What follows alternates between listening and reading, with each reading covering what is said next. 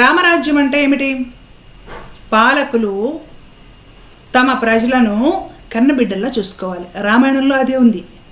రామచంద్రుడు అలాగే చేశాడు. తన ప్రజలను కన్నబిడ్డల్లా తన సొంత సుఖం త్యాగం చేసి మరి పరిపాలన చేసినట్లుగా మనకి రామాయణంలో కనపడుతుంది. రామరాజ్యం చేస్తాము, జై శ్రీరామ్, రాముడే మాకు దేవుడు, రాముడు బాటే మా బాట, రాముడికి కూడా దారి చూపించిన వాళ్ళం మేమే అన్నట్లుగా చెప్పుకుంటున్న ఈ పాలకులు కనీసము తమ ప్రజలను కన్నబిడ్డలా చూడలేదు సరికదా, మనుషుల్లా కూడా గౌరవించట్లేదు సరికదా, అలా అయినా ఊరుకోవచ్చుగా. కాముకులుగా మాట్లాడుతున్నారు, దేశ ప్రజలను కాముకులుగా మాట్లాడుతున్నారండి. దేశ ప్రజలు కాముకులు అంట. వీళ్ళు ఎలాంటి పాలకులో ఘోర కలికాలం కాకపోతే సాటి మనుషులని తమ ప్రజలను కనీసం గౌరవించడం, ఆదరించడం, ప్రేమించడం కూడా తెలియని ఈ పాలకుల గురించి అసలు ఏం మాట్లాడాలో నాకు అర్థం కావడం లేదు. ఇలాగా మాట్లాడే వాళ్ళకి, ఇలా ప్రవర్తించే వాళ్ళకి రాముడి పేరు పలికే అర్హతైనా ఉందా? ఆలోచించుకోవాలి ఎవరికి వాళ్ళు. ఈ మధ్య రీసెంట్గా జరిగిన పరిణామాలే మాట్లాడుతున్నాను నేను. ఎలాగో వాట్సాప్ భజన బ్యాచ్ ఈ విషయాల గురించి అసలు మాట్లాడదు. వాళ్ళకి కావాల్సింది ఏంటి? ఏదో ఒక చిన్న వీడియో క్లిప్ కట్ చేసుకొచ్చి అది చూపించి హడావిడి చేయాలి, గోల చేయాలి. ఈ గోలకి పవిత్రమైన రామనామం జై శ్రీరామ్ అనే ట్యాగ్ ఒకటి తగిలించాలన్నమాట. ఆయనకు అవమానం ఇవన్నీ కూడా.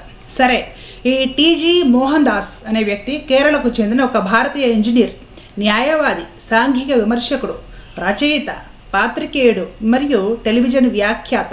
Mohan Das Bharatiya Janata party intellectual cell రాష్ట్ర కన్వీనర్గా, అలాగే 1997లో భారతీయ విచార కేంద్రం ప్రధాన కార్యదర్శిగా, అలాగే 2006లో దానికి ఉపాధ్యక్షుడిగా పనిచేశాడు అనమాట. ఇన్ని చేశాడు ఈయన, ఇన్ని రంగాల్లో పనిచేశాడు. ఇన్ని బిరుదులు సత్కారాలు అందుకున్న ఈ పెద్ద మనిషి మాట్లాడిన దుర్మార్గపు మాటలు కాస్త తెలుసుకునే ప్రయత్నం చేద్దాం. నీట్ పేపర్ లీకేజీపై ఢిల్లీలో విద్యార్థుల నిరసన గురించి వివాదాస్పద వ్యాఖ్యలు చేశారనే ఆరోపణలపై మితవాద రాజకీయ వ్యాఖ్యాత టీజీ మోహన్ దాస్ను ఆదివారం కేరళ పోలీసులు అదుపులోకి తీసుకున్నారు. తిరువనంతపురం సైబర్ పోలీస్ స్టేషన్కు చెందిన ప్రత్యేక బృందం ఆదివారం సాయంత్రం కొచ్చిలోని మట్టాంచేరులో ఉన్న మోహన్ దాస్ నివాసానికి చేరుకుంది. స్థానిక పోలీసుల సహకారంతో ఆయనను అదుపులోకి తీసుకున్నారు. ఢిల్లీలో విద్యార్థుల నిరసన సామూహిక అత్యాచార ఘటనలకు దారి తీయవచ్చని మోహన్ దాస్ అన్నారని ఆరోపణలు ఉన్నాయి. నిరసనలో పాల్గొనే అమ్మాయిలకు అత్యాచారాలంటే ఇష్టం, అత్యాచారానికి గురవ్వడాన్ని ఆస్వాదించే అమ్మాయిలు కూడా ఉన్నారు, కాబట్టి ఎలాంటి ఫిర్యాదులు ఉండవు అని ఆయన తన యూట్యూబ్ వీడియోలో అన్నారని ఆరోపణలు ఉన్నాయి. అలాగే తాను అధికారంలో ఉంటే కర్ఫ్యూ విధిస్తారని, మాట వినని నిరసనకారులపై కాల్పులు జరుపుతారని కూడా మోహన్ దాస్ అన్నట్లు ఆరోపణలు ఉన్నాయి.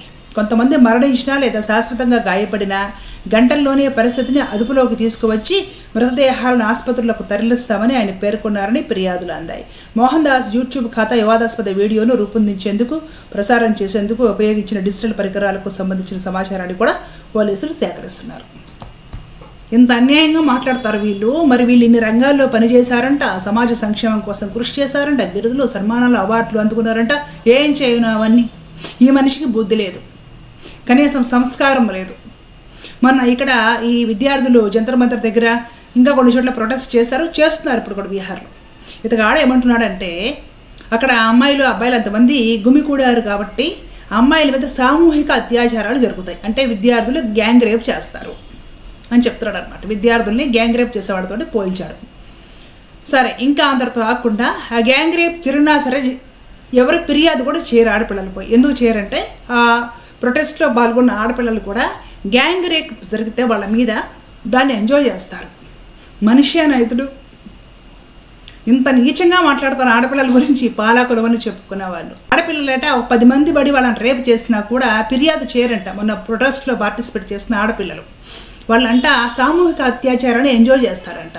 నీట్ పేపర్ లీక్ అయ్యిందో దేవుడా, 20 మంది చనిపోయారు ఆత్మహత్యలు చేసుకొని, మాకు ఎగ్జామ్స్ విషయంలో ఇబ్బందులు ఉన్నాయి, మా భవిష్యత్తు ఏంది అనేసి వాళ్ళు ఏడ్చుకుంటుంటే ఆ మగపిల్లలందరూ రేపులు చేసేవాళ్ళు, ఈ ఆడపిల్లలు గ్యాంగ్ రేపుని ఎంజాయ్ చేసేవాళ్ళు. ఇలా చిత్రీకరించేశాడు ఈ పెద్ద మనిషి స్టూడెంట్స్ గురించి. అదే నేను కానీ అధికారంలో ఉంటే కాల్పులు జరిపి కర్ఫ్యూ విధించి ఒక 10 మంది చనిపోయిన స్టూడెంట్స్ చచ్చిపోయినా సరే పరిస్థితి అదుపులోకి వచ్చేది, ఆ మృత శరీరాలని హాస్పిటల్కి మార్చి తరలించి ఉండేవాడిని అని ఏడాపేడా మాట్లాడేశాడు. బాబా దేశ ప్రజల్ని, అందులో చదువుకుంటున్న స్టూడెంట్స్ని కాముకులుగా మాట్లాడిన ఈయన వాక్పటిమ, ఈయన సంస్కారము, ఈయనకి మరలా ఇన్ని బిరుదులు, అవార్డులు, సన్మానాలు, సత్కారాలు, ఇన్ని రకాల పదవులు, వీళ్ళందరూ పార్టీల్లో ఉండడము, వీళ్ళందరూ దేశ రాజకీయాల్లో ఉండడము, దేశ ప్రజల కర్మ. ఇప్పుడు ఈ విద్యాశాఖ మంత్రి ప్రహ్లాద్ జోషి అనే ఆయన్ని ఇప్పుడు కొత్తగా నియమించుకున్నారు కదా, అందరికీ తెలుసు. ఇంతకుముందు కర్ణాటక ఎలక్షన్స్ వచ్చినప్పుడు ఈ పెద్ద మనిషి మాట్లాడిన మాటలు అందరికీ తెలుసు. కాంగ్రెస్ ప్రభుత్వ హయాంలో కరెంటు లేదు, ఎక్కువ కరెంటు కోతలు ఉండేవి. కాబట్టి ఆ టైంలో జనాభా బాగా పెరిగిపోయింది. దేశ ప్రజలని, భారతదేశాన్ని, ఇక్కడ సంస్కృతిని కూడా అవమానించే వ్యాఖ్యలు చేశాడు ఈ ప్రహ్లాద్ జోషి అనే పెద్ద మనిషి. అంటే దేశ ప్రజలందరూ కాముకులా? కాస్త చీకటి ఉంటే కాముకత్వం పెరిగిపోద్దా వాళ్ళల్లో? వాళ్ళకి ఏమాత్రము నిగ్రహము, నియంత్రణ లేదు. భారతదేశ ప్రజలు కాముకులు, ఇప్పుడు కూడా ఈ లైంగిక కోరికలతో వెంపర్లాడిపోయే రకాలు. కాబట్టి కాంగ్రెస్ గవర్నమెంట్ హయాంలో కరెంట్ లేనప్పుడు బాగా వీళ్ళు కాముకత్వానికి అలవాటు పడిపోయి అదే పనిలో ఉన్నారు, పిల్లల్ని కనేశారు. ఏంటి మాటలు? ఒక పెద్ద మనిషి రాజకీయాల్లో మంత్రుల పదవుల కోసం పోటీలు చేసేవాళ్ళు ఇతర పార్టీలు నచ్చకపోతే తిట్టుకుంటారు. ఓకే, ఒక పార్టీని ఇంకో పార్టీ తిట్టుకుంటారు, అది సర్వసాధారణం, తిట్టుకోండి. దేశ ప్రజలను కాముకలుగా చిత్రీకరించి మాట్లాడటం ఏంటి? వీళ్ళు విద్యాశాఖ మంత్రులా? దేశ ప్రజలను కరెంటు లేకపోతే వాళ్ళకి పని ఉండదు, పిల్లల్ని గనేస్తున్నారు, కాబట్టి దేశంలో జనాభా పెరిగిపోయారని మాట్లాడే వ్యక్తులు విద్యాశాఖలో ఉంటారు. ఆ పిల్లలు నిరసన తెలియజేస్తూ ఉంటే అక్కడ గుమిగూడిన మగపిల్లలేమో గ్యాంగ్ రేపులు చేసేవాళ్ళు, ఆడపిల్లలేమో గ్యాంగ్ రేపుని చేపించుకుని ఎంజాయ్ చేసేవాళ్ళు. వాళ్ళు ఆ గ్యాంగ్ రేపుని ఎంజాయ్ చేశారు కాబట్టి వాళ్ళు ఫిర్యాదు కూడా చేయట్లేదు. వీళ్ళు మొత్తం రేపిస్టులు, ఆడపిల్లలు వేశ్యల కింద, రేపుని ఎంజాయ్ చేసే పిల్లల కింద ఒక స్టూడెంట్స్ని చిత్రీకరించిన ఈ మనుషులు మన భారతదేశంలో పెద్ద మనుషులు, రాజకీయాల్లో మంచి పదవుల్లో, మంచి క్యాడర్స్లో ఉన్నవాళ్ళు. మనం వాళ్ళని సనాతన ధర్మ రక్షకులుగా గౌరవిస్తున్నాం. రాముడికి కూడా వీళ్ళే దారి చూపిస్తున్నారు అన్న రేంజ్లో ఈ భజన బ్యాచ్ కవరింగ్లు. సిగ్గు లేకపోతే సరే. ఇప్పుడు ఒక పార్టీకి ఇంకొక పార్టీకి పడదండి, తిట్టుకోవాలి, గొడవలు చేసుకోవాలి. కానీ దేశ ప్రజలను కాముకులుగా చిత్రీకరించి కరెంట్ లేకపోతే వీళ్ళు బాగా జనాభా పెరిగిపోయిందని మాట్లాడటం ఏంటి? నిరసన వ్యక్తం చేసిన విద్యార్థులని కాముకులుగా చిత్రీకరించి వీళ్ళు గ్యాంగు రేపులు చేస్తారు, ఆడపిల్లలు చేపించుకొని సుఖపడతారని మాట్లాడటం ఏంటి? మీ ఇంట్లో పిల్లలు లేరా? విద్యార్థుల గురించి ఎవరైనా కడుపు కనందిన వాళ్ళు ఇలాగ మాట్లాడతారా?